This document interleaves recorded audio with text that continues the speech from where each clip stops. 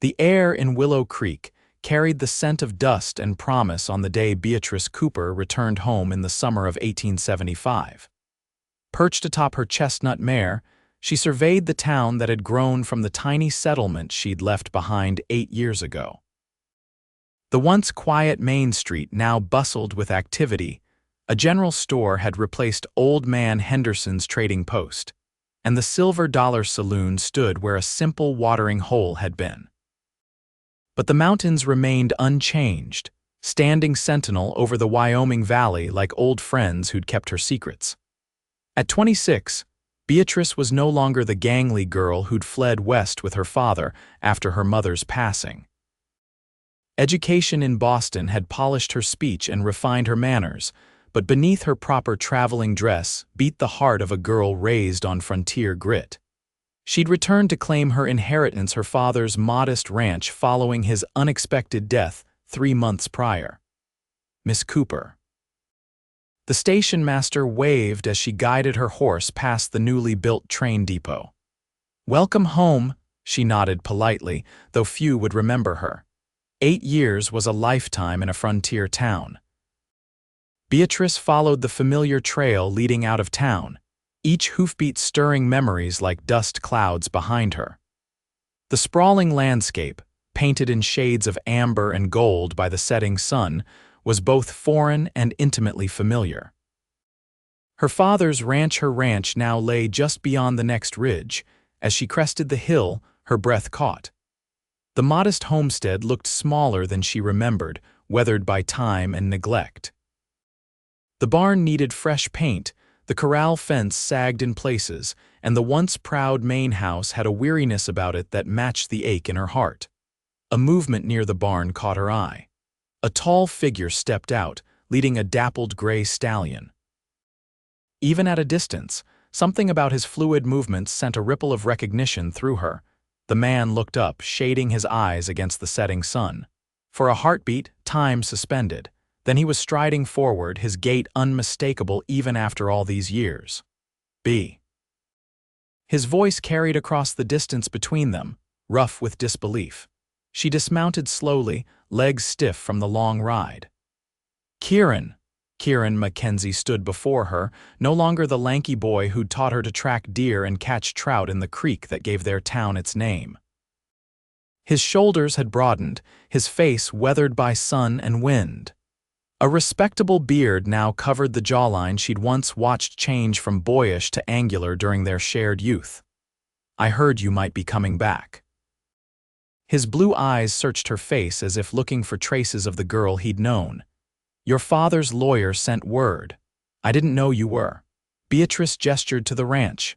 "What are you doing here, working?" He shifted, suddenly awkward. "Your father hired me on about 5 years back. When he took ill, I gave my word I'd keep things running until you decided what to do with the place." The silence between them stretched, filled with unspoken questions and 8 years of separate lives. "You kept your promise," she finally said. A faint smile touched his lips. "I've always tried to keep my promises to you, B." Something in his tone made her heart flutter against her ribs, a sensation she hadn't felt since she was 18 and saying goodbye to her childhood friend before boarding the eastbound train. "It's good to see you, Kieran." The words felt insufficient against the tide of emotions threatening to overwhelm her. "Let me help with your things." He reached for her mare's reins, his fingers brushing hers. The brief contact sent a jolt through her that had nothing to do with the cooling evening air. As they walked toward the house together, the setting sun painted everything in gold, and Beatrice felt the first stirrings of homecoming that had eluded her since stepping off the train. "I kept your father's room ready," Kieran said as he carried her trunk into the house. "I've been staying in the bunkhouse with the other hands." "Other hands?" She looked around the modest interior, noting the changes: a new stove, different curtains, but the same solid table where she'd taken her meals growing up. "Just 2 Miguel and Thomas. Good men, they're in town tonight." He set her trunk down. "Your father built the business up decent, not the biggest spread, but respectable," she nodded, absorbing this information. "I appreciate you staying on, Kieran. I don't know the first thing about running a ranch." His expression softened. "Your father always said you were the smartest person he knew. You'll learn." The compliment warmed her. "Did he speak of me often?" "Every day." Kieran's voice dropped. "He was mighty proud of you, Bea, kept every letter, read them to us sometimes in the evenings." Tears pricked behind her eyes. "I wish I'd come home sooner." "He understood why you stayed away." Kieran moved toward the door. "I'll let you get settled. There's stew on the stove if you're hungry." "Kieran," she called as he reached the threshold. "Thank you," he nodded once, a gesture so familiar it made her chest ache. "Welcome home, Bea." After he left, Beatrice moved through the house like a ghost, touching familiar objects and discovering new ones. In her father's study, she found his ledgers meticulously kept, with entries in a hand she recognized as Kieran's more refined than the boy's scrawl she remembered from childhood notes passed during church services. The next morning dawned clear and bright. Beatrice rose early, determined to survey her inheritance properly. She found Kieran in the barn, already at work. "I want to see everything," she announced, wearing one of her old riding skirts she'd found in a trunk. Surprise flickered across his face before he nodded. "I'll saddle up the horses." They rode for hours, Kieran pointing out boundary lines, water sources, and grazing lands. He spoke of cattle breeds and market prices, winter feed planning and spring calving. Beatrice listened intently, absorbing his knowledge and adding it to what little she remembered from her youth. "You've done well here," she said as they stopped to water the horses at a creek. "Father couldn't have managed without you." Kieran shook his head. "Joseph was a good man, gave me a chance when others wouldn't, because of your father." She asked carefully, remembering the town's whispers about Tom Mackenzie's drinking and gambling. "Partly." Kieran's jaw tightened. "And partly because I'd spent 3 years riding with Colton's outfit." Beatrice stiffened. The Colton gang had been notorious rustlers and outlaws. "You rode with them, not the way you're thinking." He met her gaze directly. "I was their scout mainly, never drew on a man, but after the Caldwell robbery went bad, I knew I needed out.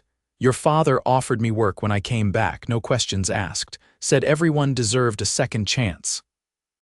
She studied him, this man who'd once been the boy who'd climbed trees with her and taught her to skip stones across still water. "I didn't know. I wanted to write to you about it." His voice grew quiet. "But your father thought it best not to trouble you with town gossip. Is that all it was?" "Gossip? No." His honesty surprised her. "I made mistakes, Bea, but I've spent 5 years trying to make up for them." She nodded slowly. "Then I'll judge you by those 5 years, not the 3 before." Something like relief crossed his features. They continued their tour, the tension between them easing as they fell into the rhythm of conversation that had once been so natural. Over the next weeks, Beatrice immersed herself in learning the ranch operations. She rose before dawn and worked alongside the hands, ignoring the blisters on her once soft palms. Kieran was a patient teacher, never condescending even when explaining the most basic tasks. One evening, as they sat on the porch watching twilight settle over the land, Beatrice asked the question that had lingered since her return. "Why did you never leave? Go start your own spread." Kieran was silent for so long she thought he might not answer. "I gave my word to your father." "Before that," she pressed, "you always talked about having your own land someday." He looked at her then, his expression unreadable in the fading light.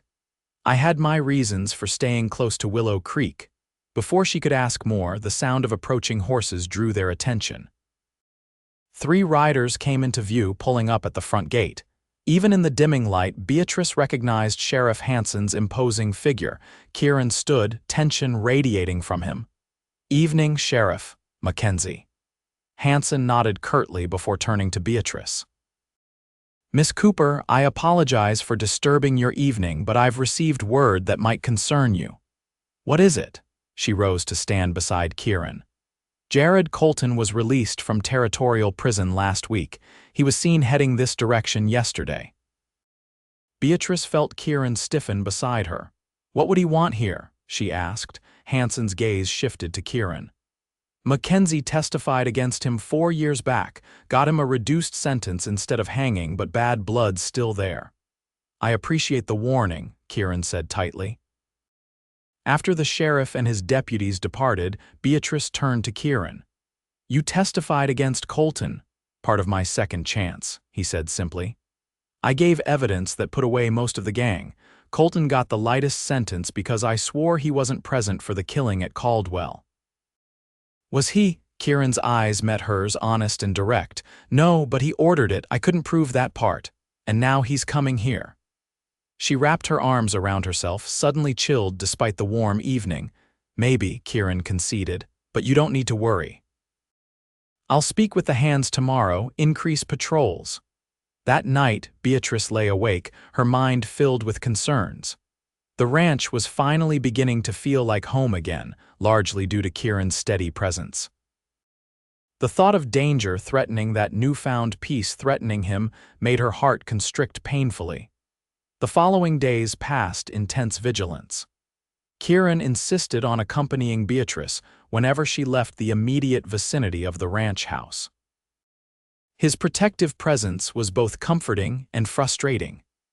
I managed quite well in Boston without an armed escort, she remarked one afternoon as they rode to check on a pregnant mare in the north pasture.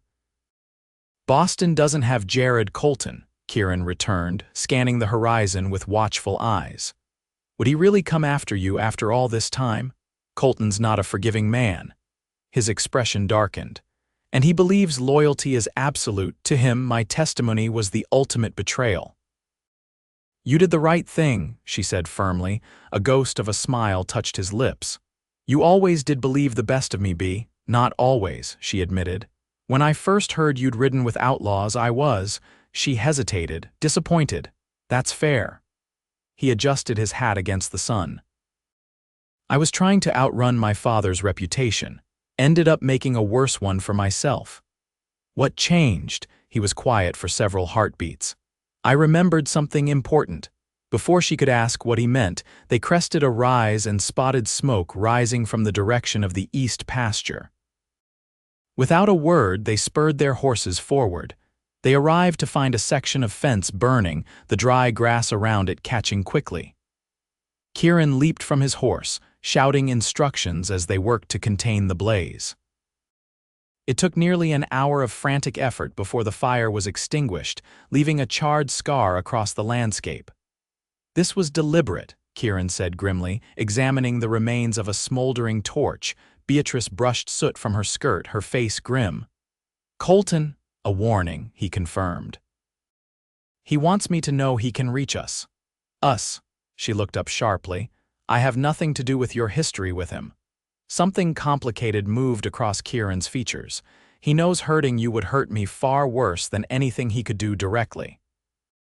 The admission hung in the air between them, weighty with implications neither seemed ready to address. Instead, they mounted their horses and rode back to the ranch in tense silence, both scanning the surrounding hills for signs of watchers. That evening, Beatrice found Kieran cleaning his rifle on the porch. We should speak to the sheriff again, she said, sitting beside him. Hanson can't spare men to guard one ranch, Kieran replied without looking up from his task. And Colton's smart enough not to get caught. Then what do you suggest? He finally looked at her, his expression resolute. I'm leaving at first light. Draw him away from here. Absolutely not. The force of her own response surprised her. This is exactly what he wants to isolate you, better than putting you and the ranch at risk. His hands moved methodically over the rifle. I brought this trouble to your doorstep, B. I need to take it away. This is my ranch, she said firmly. I decide who stays and who goes. Their eyes met in a silent battle of wills, neither willing to concede. You're too stubborn for your own good, he finally said, a reluctant admiration in his tone. I learned from the best. She nudged his shoulder with hers, a gesture from their childhood that felt suddenly, intensely intimate. The contact lingered between them, a current of awareness that had been building since her return. Kieran set the rifle aside, his hand hovering for a moment before settling over hers.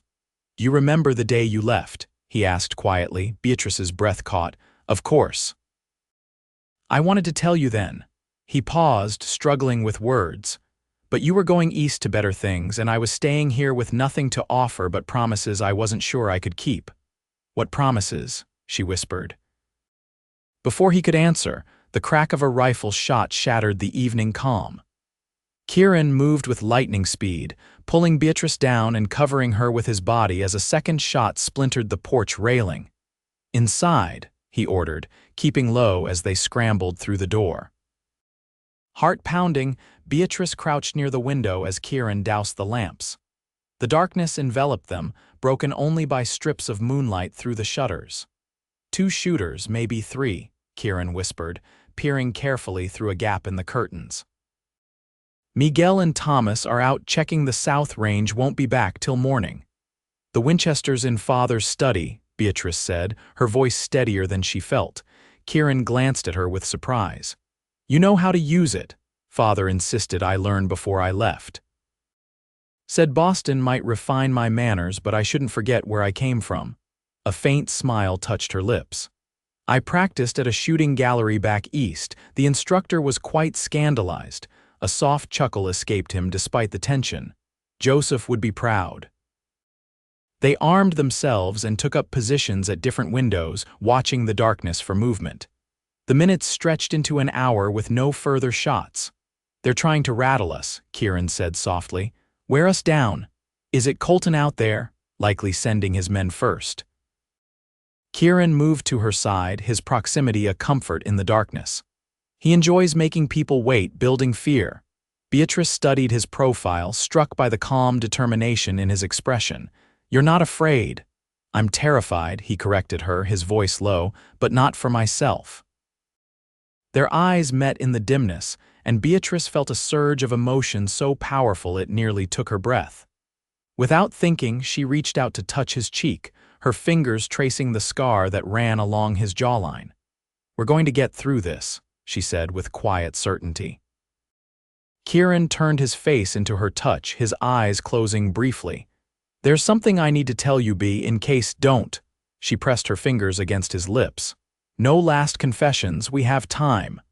A sound from the back of the house interrupted them. Kieran moved silently toward the kitchen, rifle ready. Beatrice followed, her own weapon raised, the back door handle turned slowly. They took positions on either side, exchanging a silent nod.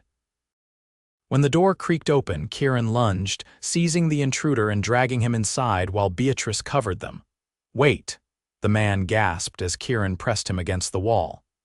McKenzie, it's me, Dawson. Kieran eased his grip but kept the man pinned. What are you doing sneaking around, Dawson? Sheriff sent me.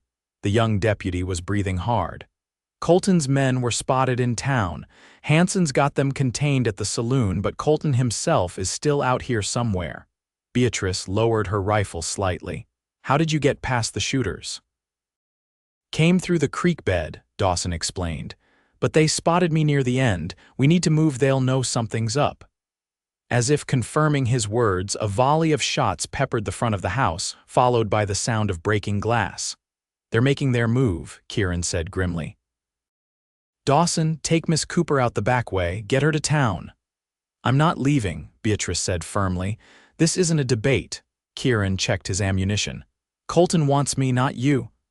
I already told you. Her words were cut off by the crash of the front window breaking. Something rolled across the floor, a bundle that began to smoke immediately. Fire bundle. Kieran kicked it toward the hearth, but smoke was already filling the room. Out. Now, they retreated toward the back door as flames began to lick at the curtains. Outside, shots rang out from multiple directions. The barn, Kieran decided, pulling Beatrice close. We can get horses and make for town. They ran crouched low, using the smoke and darkness for cover. Dawson provided covering fire as they sprinted across the open yard. Beatrice's lungs burned, but adrenaline kept her moving inside the barn. Kieran worked quickly to saddle 2 horses while Beatrice and Dawson watched the entrances. The main house was now fully ablaze, casting an eerie orange glow over the ranch yard. Ready, Kieran announced, leading the mounts forward. Dawson, you go first. Draw their fire while we, the deputy's sudden collapse, cut him off. A dark stain spread across Dawson's shirt as he slumped to the ground. Sniper, Kieran said tersely, pulling Beatrice deeper into the shadows. He checked Dawson's pulse and shook his head grimly. Beatrice felt cold fear grip her but refused to yield to it. What now? Kieran's mind worked quickly. There's a trapdoor in the hayloft floor leads to a small space under the barn. Your father used it to hide valuables. I remember, she nodded, but you'll never fit through it. You will, he said firmly. I'll create a distraction, lead them away. Once they're gone, make for town. No, she grabbed his arm. We go together or not at all. Outside, a voice called through the night. McKenzie. Send out the woman and you might live till sunrise. Kieran's expression hardened. That's Colton. I'm tired of running, Kieran, she said quietly. This is my home, our home. Something shifted in his eyes at her words. He drew her deeper into the shadows of the barn's interior. Do you trust me, Bea, with my life? She answered without hesitation. He studied her face for a moment, then nodded once, decision made. Stay low. Follow my lead.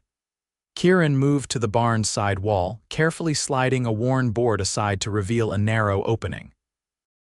Your father had more than one hiding place. This leads to the root cellar tunnel. They slipped through into darkness, Kieran replacing the board behind them. The narrow earthen passage forced them to crawl on hands and knees. Father never showed me this, Beatrice whispered as they inched forward. He dug it after you left, Kieran replied. Said a man should always have a back door. The tunnel seemed endless, the air growing thick and close. Finally, Kieran stopped at what appeared to be a dead end, pushing upward on a wooden panel. Cool night air rushed in as the trapdoor opened, revealing star-speckled sky. They emerged in a small gully some distance from the ranch buildings. Through the trees, they could see the house fully engulfed in flames, figures moving around it. They'll search the barn next, Kieran said, helping Beatrice to her feet. We need to move quickly. Where? She asked, wincing at the sight of her childhood home burning. Miller's Creek, he decided. We can follow it to town without using the road. They moved through the night, staying off ridgelines and open ground. Beatrice was grateful for the riding boots and practical clothing she'd adopted since returning home.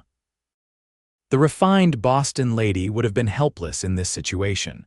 But the frontier woman she'd been reclaiming felt a fierce determination to survive to protect what was hers. After an hour of cautious travel, they paused in a sheltered hollow to rest. Kieran kept watch while Beatrice caught her breath. They destroyed my home, she said quietly, anger finally breaking through the shock. Buildings can be rebuilt, Kieran replied, his eyes never ceasing their vigilant scan of their surroundings. What matters is that you're safe. And you. She touched his arm. You matter too, Kieran. He looked at her then, moonlight silvering his features. The crack of a branch freezing them both. Kieran pushed Beatrice behind him, drawing his pistol in one fluid motion.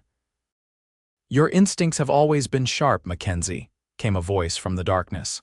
Something I used to value. A figure stepped into view, rifle held casually but unmistakably aimed in their direction. Jared Colton was leaner than Beatrice had imagined, with cold eyes that evaluated them with predatory calm. Let her go, Colton, Kieran said evenly. She's not part of this. On the contrary. Colton gestured with his rifle. She's the reason for all of this, isn't she? Always was. Beatrice felt Kieran tense beside her. You betrayed us for her, Colton continued. Even before you testified, always holding back, always with one eye on that ranch and what waited for you there. You're wrong, Kieran replied, though Beatrice felt the tremor in his arm where her hand rested. Colton laughed, a sound devoid of humor. You think I didn't know why you refused to participate in half our jobs, why you always rode back this way even when it wasn't the smartest route? His gaze shifted to Beatrice. He was saving himself for you, Miss Cooper. Keeping his hands clean enough that he might someday be worthy. She felt Kieran's shame and anger radiating from him in equal measure. Is that true? She asked softly. Before he could answer, Colton raised his rifle. Doesn't matter now, neither of you will live to see morning. Wait, Kieran stepped forward, lowering his pistol. This is between us, Colton. Let her walk away and I'll go with you quietly.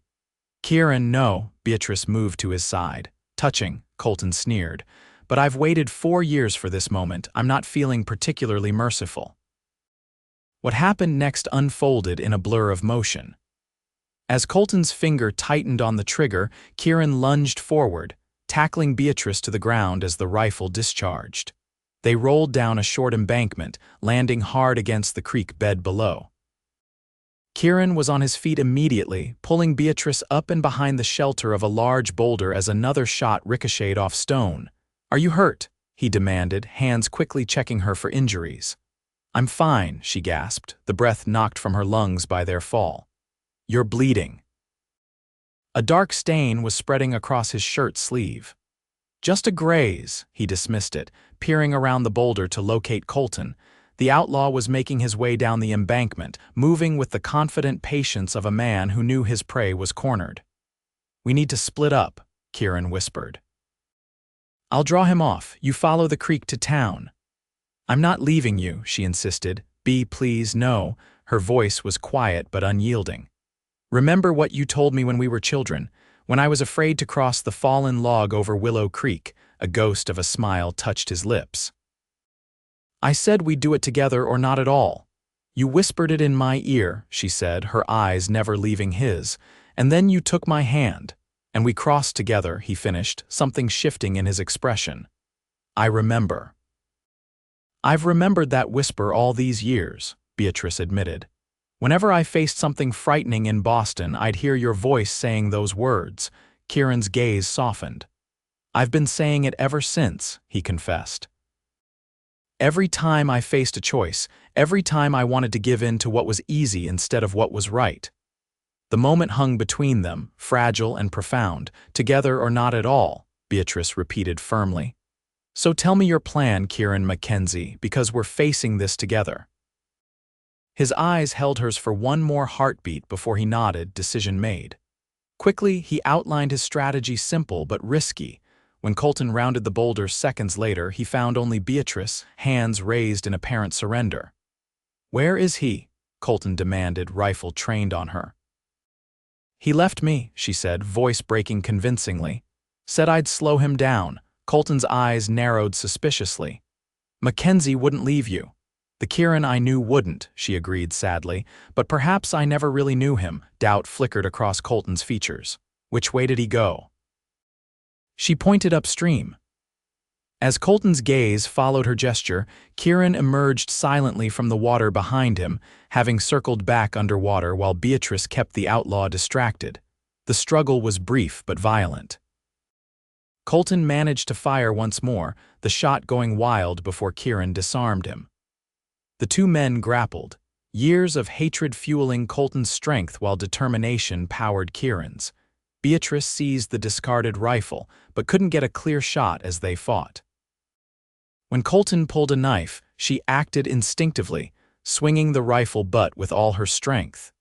It connected with the outlaw's temple, sending him crumpling to the ground, breathing hard. Kieran looked up at her with a mixture of surprise and admiration. "Remind me never to make you angry." Relief washed through her, emerging as slightly hysterical laughter. "Are you hurt?" "Nothing serious." He quickly bound the unconscious Colton with his own belt. "That was quite a swing, Miss Cooper." "Father taught me that too," she said, suddenly exhausted now that the danger had passed. The distant sound of hoofbeats brought them both to alert, but it was Sheriff Hanson's voice that called out. The gunshots had drawn his posse, who'd been searching since discovering Dawson was missing. The following days passed in a blur of statements, funerals, and assessments of damage. Dawson was laid to rest with honors. Colton and his remaining men were transferred to territorial custody, and Beatrice stood before the charred remains of her childhood home, facing the daunting prospect of rebuilding. "The foundation's still good," Kieran said, joining her one morning as she surveyed the ruins. "We can salvage some of the stone, build it back stronger." She noted his use of "we," but didn't comment on it directly. "It will take months, maybe longer." "You're not thinking of selling." Alarm colored his voice. "No," she assured him. "This is my home, our home, if you want it to be." His expression stilled. "What are you saying, B?" She turned to face him fully. "I'm saying I don't want to rebuild alone. I'm saying that coming back here made me realize what I was missing in Boston, who I was missing. I have nothing to offer except my hands and my heart," he said quietly. "That's everything I need." She stepped closer. "You said you remembered our childhood promise. I remembered your whisper. But there was more to that memory. After we crossed that log, you told me something else." Kieran's eyes softened with recognition. "I told you that whenever you were scared, you should remember that we did the hardest things better together. And you've been saying it ever since," she finished for him. "Not in words, maybe, but in actions. Even when you rode with Colton, you were trying to become someone worthy of partnership, someone worthy of love." "I never felt worthy of yours," he admitted. "That wasn't your decision to make." She took his hand, feeling the calluses that matched her newly formed ones. "It was mine. It is mine." Kieran lifted her hand to his lips, pressing a kiss to her palm with reverence. "I love you, Beatrice Cooper. I think I have since we were children splashing in Willow Creek." "And I love you, Kieran McKenzie." She smiled as he drew her closer. "So let's rebuild together. Everything." 6 months later, as spring brought new life to Willow Creek Valley, Beatrice stood beside Kieran on the porch of their newly completed home. Larger and sturdier than the original, it stood as testament to their perseverance and the community that had rallied around them during the rebuilding. "Mrs. McKenzie," Kieran said softly, the title still new on his tongue 3 months after their wedding. "What do you think about adding a nursery next year?"